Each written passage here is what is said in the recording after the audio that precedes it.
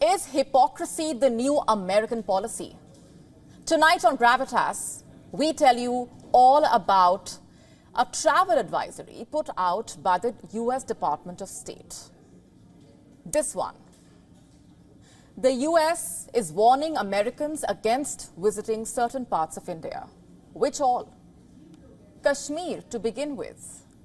The advisory reads, and I'm quoting here, terrorist attacks and violent civil unrest are possible in the Union territory of Jammu and Kashmir. Do not travel there. Quick question. Is this an example of the American policy going haywire in the absence of a strong leadership?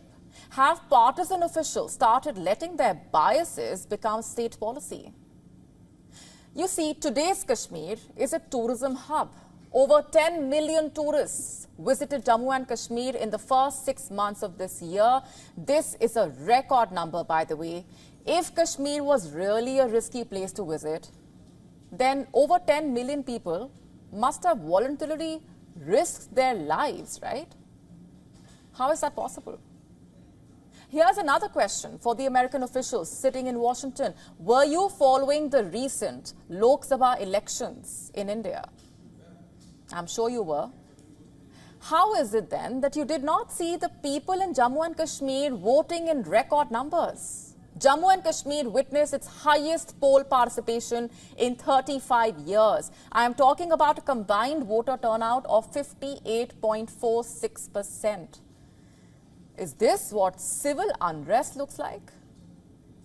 Today's Jammu and Kashmir has no space for civil unrest because there is tourism, there are jobs, there are opportunities, there is democracy. Sure, recently there have been cases of terror attacks, but they have been limited to certain regions. Also, they are all cases of cross-border terror. I repeat, cross-border terror. It's not civil unrest. These are Pakistani terrorists who have been trying very hard to create unrest in India. So, do American officials not know the difference between cross-border terrorism and civil unrest? Civil unrest is what happened in the United States of America following the murder of George Floyd. Floyd was a 46-year-old man of color. He was arrested by the American police in Minneapolis. An officer, remember, knelt on Floyd's neck for over 9 minutes. Floyd died. Have a look at what followed.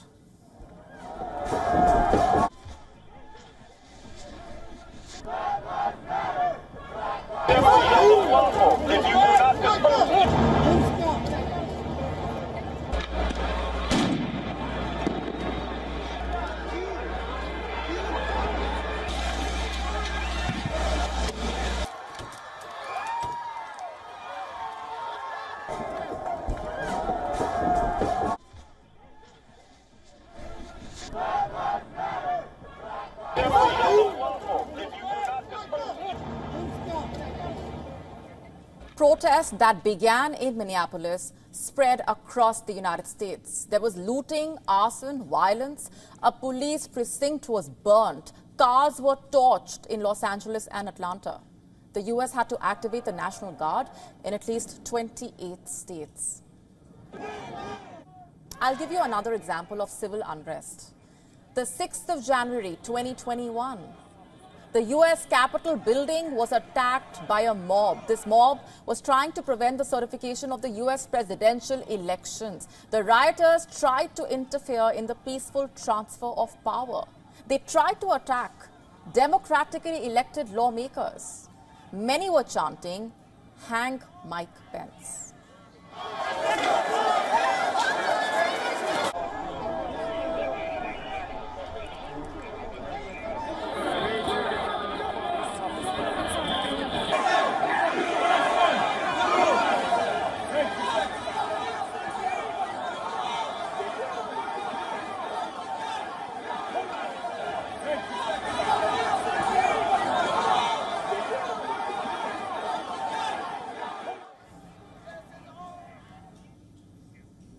This, dear officials of the State Department, is what civil unrest looks like.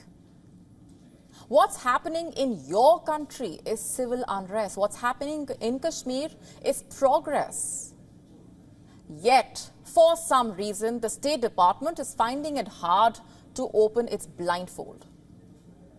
Look at what else the advisory says. I'm quoting, violence happens sporadically in this area and is common along the line of control between India and Pakistan. It also occurs in tourist spots in the Kashmir Valley, Srinagar, Gulmarg, Pahalgam. When was the last time you heard of violence in Gulmarg or Pahalgam?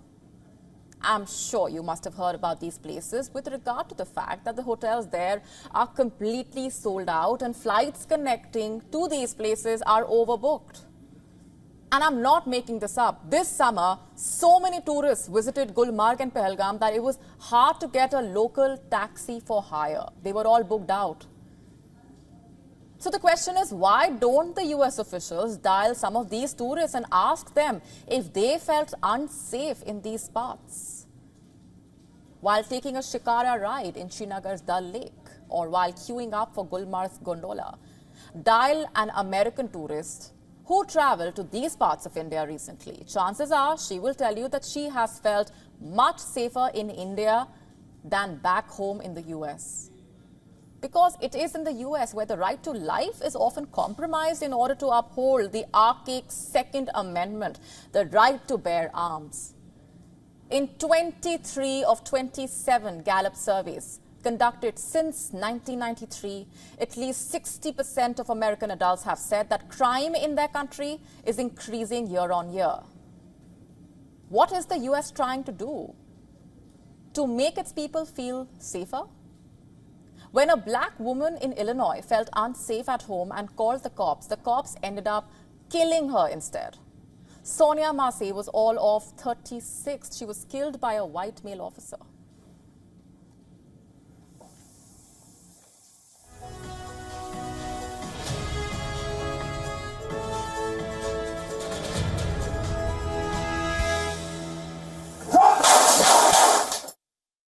Shots fired! Shots fired! Shots fired!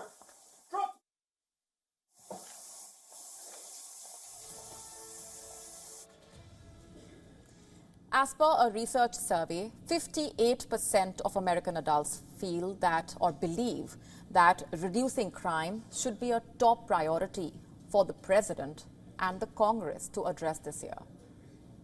Look at what the Americans are being greeted with instead: a crumbling government and partisan officials making knee-jerk statements.